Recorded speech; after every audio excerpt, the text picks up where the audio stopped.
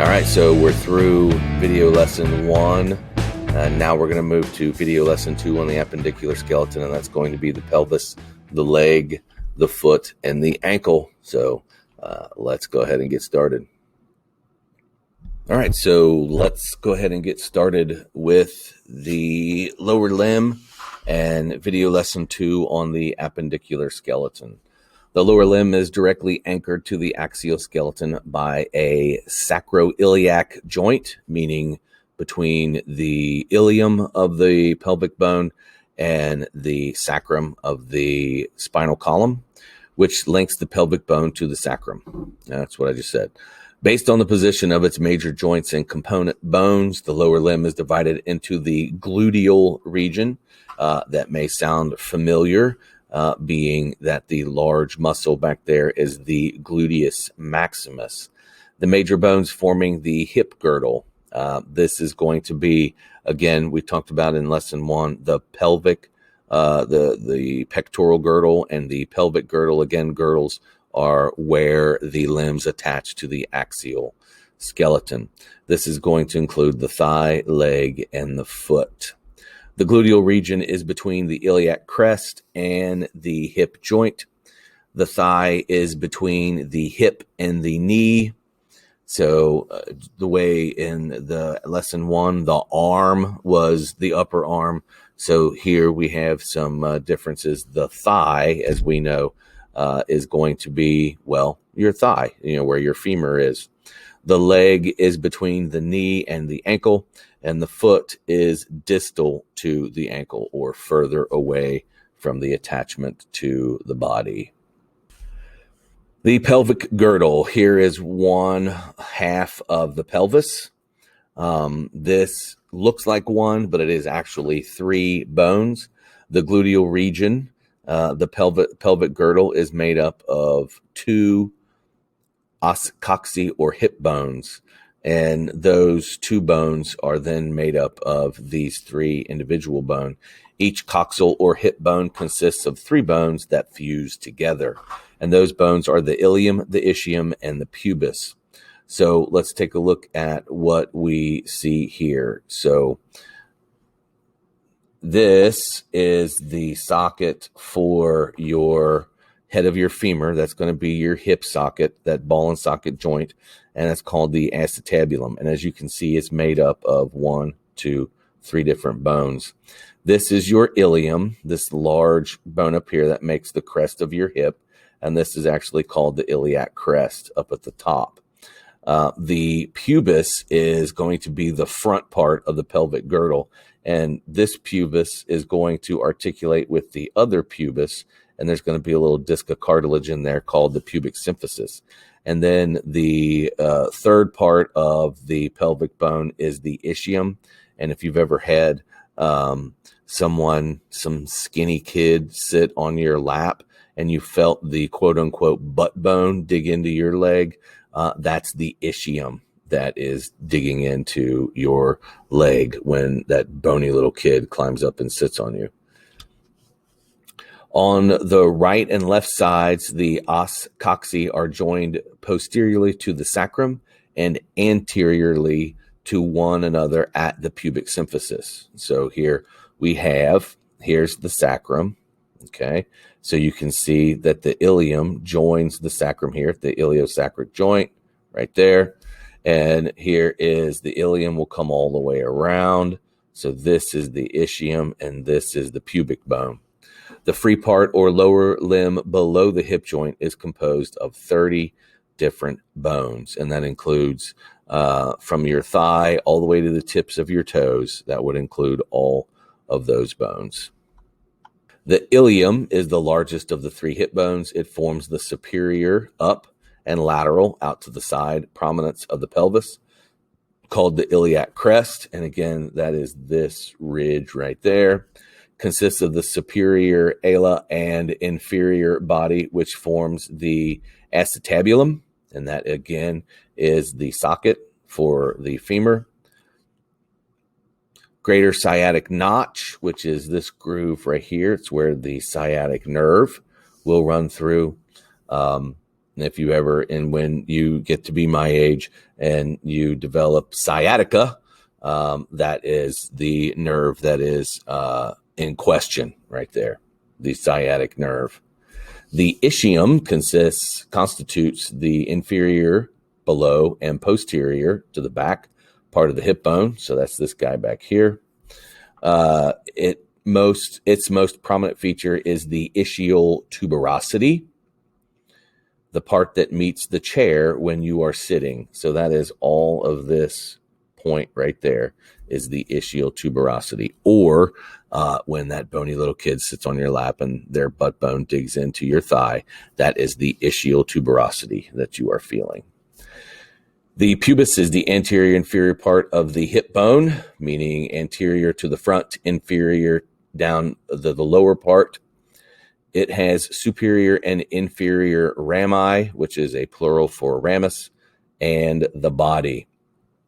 So the pubic bone or pubis is going to go from about here to here. You see the dotted lines. So all of this is the pubis or the pubic bone. This cartilage made of fibrocartilage there, that is the pubic symphysis. And this is the superior ramus, and this is the inferior ramus of the pubic bone. The pelvic brim is a line from the sacral promontory to the upper part of the pubic symphysis. The false pelvis lies above this line. It contains no pelvic organs except the urinary bladder when full and the uterus during pregnancy.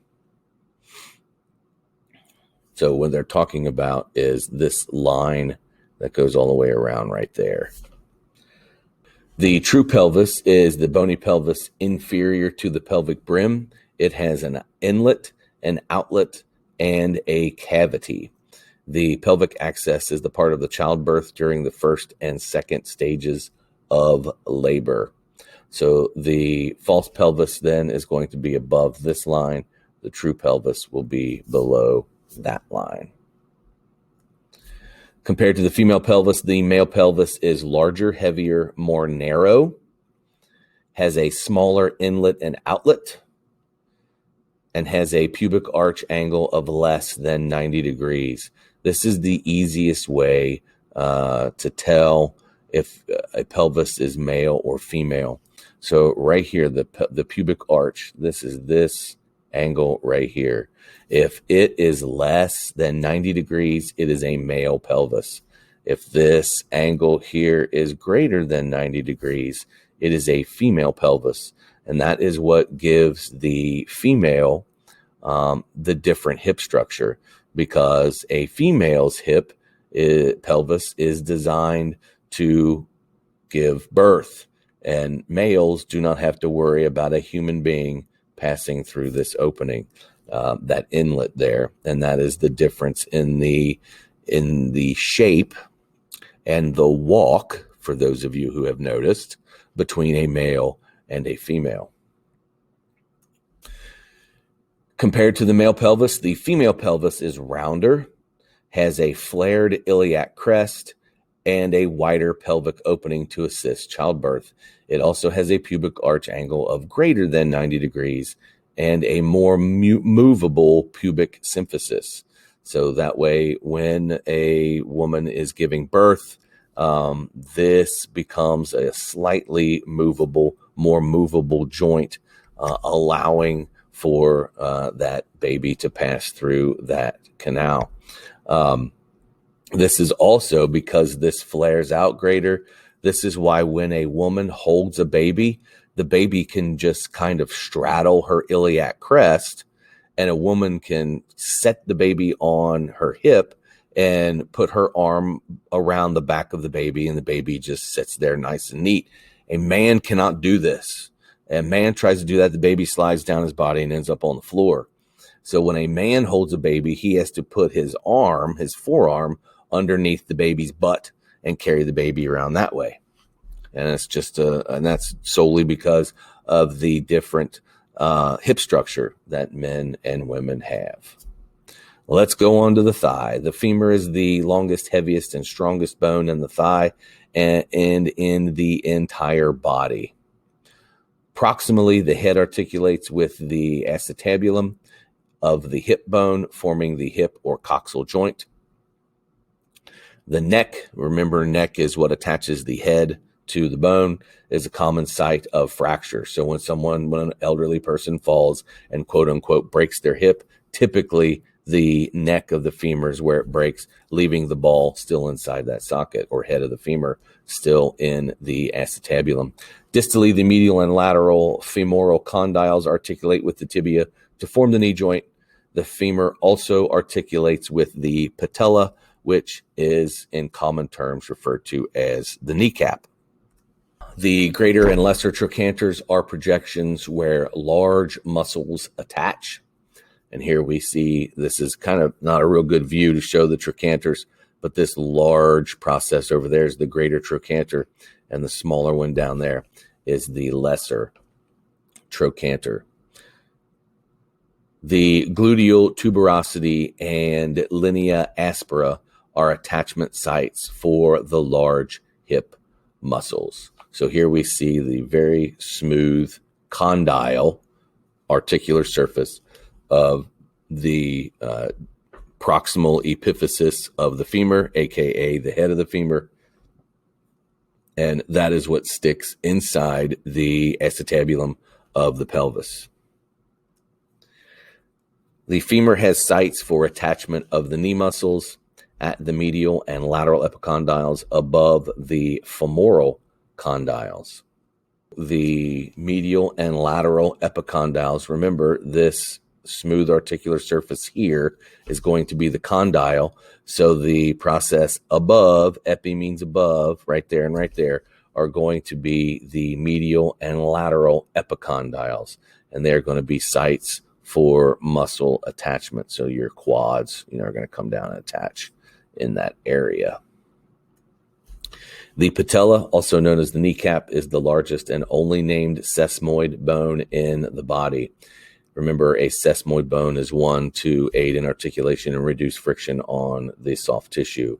A thick articular cartilage lines the posterior surface of the patella. And of course, we hopefully remember from the tissues unit that the articular cartilage is going to be what kind? That's right, hyaline cartilage. Very good. At the distal femur, the distal end of the femur, and the patella form the patellofemoral joint, where it functions to increase leverage of the quadriceps. Runner's knee, patellofemoral stress syndrome, is a common runner's knee, also known as patellofemoral stress syndrome, is a common sports injury.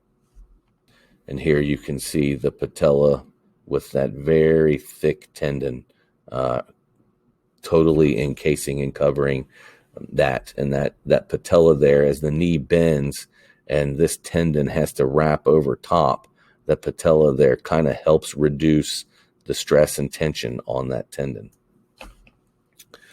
Of the two bones in the leg, the tibia, always medial to the inside, is the largest and bears the weight. It is the shorter name but larger bone. The lateral and medial condyles at the proximal end articulate with the femur. It articulates distally with the talus of the ankle and the fibula. So this bone down here in your ankle that is going to articulate with the distal end of the tibia is called the talus bone. The fibula is the smaller, laterally placed bone of the leg. So smaller bone, larger name. It is non-weight bearing because all your weight is going to come down right here on the tibia. The head forms the proximal tibiofibular joint up here. At the distal end, the lateral malleolus articulates with the tibia and the talus of the ankle. So when you look at your ankle and you see those knots down the side, and everybody always calls it the ankle, that's technically the bottom or distal end of your tibia and your fibula. And that's going to be right here. That's going to be called the medial malleolus. And this one over here, the distal end or epiphysis of your fibula, is the lateral malleolus. It's technically not your ankle bone. It actually is the bottom or distal end of your lower leg bones. Much like the forearm bones, the tibia and fibula are joined by an intraosseous membrane. The distal end of the leg bones form the medial and lateral malleoli of the ankle. Malleoli would be plural of malleolus. So again, this knot on the inside of your ankle is the bottom of your tibia, medial malleolus, and the knot on the outside of your ankle is the bottom of your fibula or distal end or distal epiphysis of the fibula, and it is called the lateral malleolus. Here is the head of the fibula, and up here on the tibia, this knot right there in the front is the tibial tuberosity, and that is going to be the attachment point for the patellar tendon. The tibia and fibula articulate with the talus bone of the ankle to form the ankle mortise or ankle joint. So here's the talus, and you can see this is the lateral malleolus of the fibula, and this bone right there is the talus, and that forms the articular point between your foot and your lower leg. And here we can see a few of the bones that are in your foot. This one here to the outside is the cuboid, and your heel bone is called the calcaneus. The bone right in front of the talus is right here called the navicular. And then there are 3 bones in front of the navicular, and they are collectively called the cuneiforms. And you have to the inside the medial cuneiform. The third one to the outside is the lateral cuneiform. And you guessed it, the one in between is called the intermediate cuneiform. In front of all of those bones, called the tarsals, you have the bones of your foot, which are the metatarsals. You have 5, 1 for each toe. And just as it is in the hand, your big toe has 2 phalanges, and all of your other toes have 3. So we do that times 4 of those toes. That is a grand total of 12 phalanges plus the 2. You end up with 14 phalanges in your foot. There are many similarities between the hand of the upper limb and of the foot of the lower limb. The ankle or tarsals is made up of 7 tarsal bones arranged to form the ankle mortise, the heel, and the arches. The largest and strongest tarsal bone, the calcaneus or heel bone, forms the heel. I kind of redundant there. Jumped ahead of myself. Like the palm of the hand, the sole of the foot has 5 bones, in this case called metatarsals. The metatarsals also participate in forming the arches of the foot. Each toe, with the exception of the hallux, big toe, is composed of 3 phalanges, proximal phalanx, middle or intermediate phalanx, and distal phalanx. The joints of the foot include the tarso-metatarsal, the metatarso-pharyngeal, and the interpharyngeal joints. So here we look at the foot from up above, and we can see all of the bones of the foot. So here is the talus, and again, this is going to be the articular surface with the distal end of the tibia and fibula. Here is the heel, so this is the calcaneus bone. The bone right in front of talus is the navicular. In front of the navicular, we have the 3 cuneiforms. So we have medial, lateral, and intermediate. And then this big guy over here that articulates with the little toe and the toe next to it is the cuboid.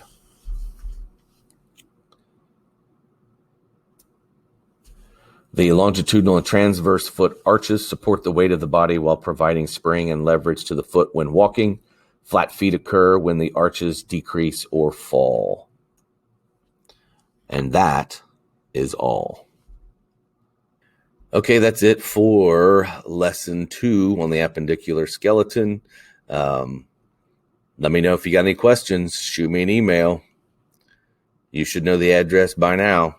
That's going to conclude all of the lecture material on the appendicular skeleton. So thanks for watching, and we'll see you next time.